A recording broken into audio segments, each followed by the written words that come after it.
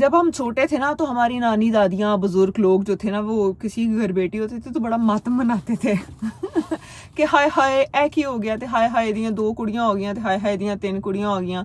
फिर जब हम थोड़े थोड़े बड़े होने लगे तो हम पूछने लगे कि क्या मसला क्या आपको बेटियों के साथ, आप इतनी परेशानी का इजहार क्यों करती हैं, बेटियां हों या बेटे हों, सिर्फ फीमेल्स नहीं ओवरऑल सोसाइटी की बात कर रही हूँ कि क्यों इतना परेशानी का इजहार किया जाता है।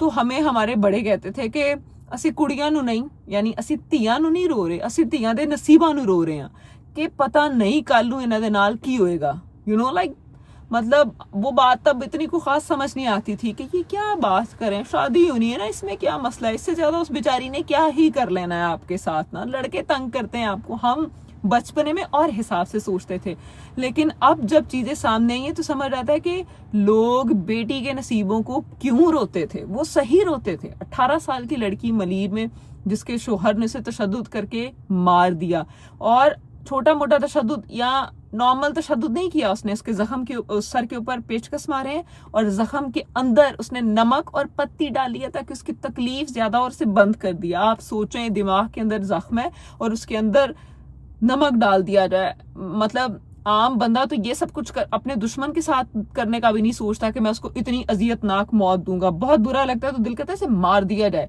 तो इस तरह अजियत और टॉर्चर, और वो बंदे की ये पहली बीवी नहीं थी, ये तीसरी चौथी बीवी थी, 3 पहले निकाह कर चुका और ये चौथी बीवी थी।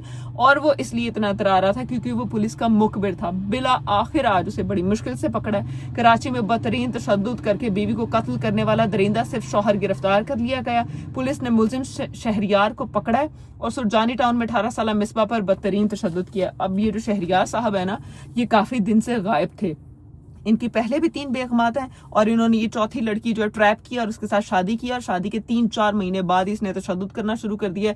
सिर्फ 3-4 महीने मुश्किल से गुजरे हैं और लड़की को मार दिया। और बार बार डिमांड कर रहे थे। लड़की के वालिद साहब नहीं थे, लड़की के 5 भाई हैं और उन्हें भी डराता धमकाता रहा। लड़की को कहता रहा कभी 1 to 5 लेके आओ घर से, कभी कुछ लेके आओ, कभी कुछ लेके आओ। तो वो लोग इतने वेल सेटल्ड नहीं थे कि लड़की को नवाजते, और उसके बाद ये फेंटी लगाता था लड़की को। अब जब उसने लास्ट टाइम मारा तो बहुत बुरे तरीके से तशद्दुद किया। और सिर्फ यही नहीं, 3-4 महीने में उनके घर में, लड़की के घर जाकर बाहर गन शन लेकर बंदों के साथ जाता रहता रहा और उसके भाइयों को कहता रहा कि मैं तुम सबको उठा लूंगा अगर किसी ने मेरे खिलाफ बात भी की। तो वो गरीब के बाल अपनी बहन से मिलने नहीं जाते थे। आप इमेजिन करें कि उसकी बहन को पिटाई हो रही है, तशद्दुद हो रहा है, और उसके खिलाफ बोलना तो बड़ी दूर की बात है, वो अपनी बहन का हाल चाल पूछने भी उसके ससुराल नहीं जा सकते। और इन दिनों नवाब साहब अपनी दूसरी बेगम के यहाँ थे और हर बेगम में से 1-2 बच्चे भी हैं और पुलिस के मुखबर हैं और फुल टाइम बदमाशी कर रहे थे कि मुझे कौन पकड़ेगा। और आज जब पकड़ा था तो फिर इतना सा मुंह लेके बैठे हुए थे पुलिस स्टेशन के, देखें। लेकिन कहना मैं ये चाहती हूँ कि बिल्कुल टेंशन लेने की जरूरत नहीं। जब ये अदालत जाएगा तो जैसे चरिया को इतने साल बाद शक का फायदा देके बरी कर दिया गया, तो इस भाई साहब का तो मसला ही कोई नहीं। जिन्होंने 250 से ऊपर बंदे फड़का दिया अगलों ने, उन्हें कुछ नहीं कहा।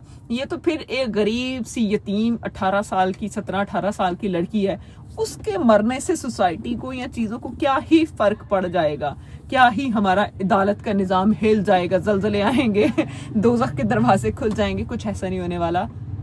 कोई इंसाफ मिलने की मुझे तो उम्मीद नजर नहीं आती, लेकिन चलो शायद कहीं कुछ हो जाए। खैर फिल वक्त वो बंदा जो है गिरफ्तार हो गया।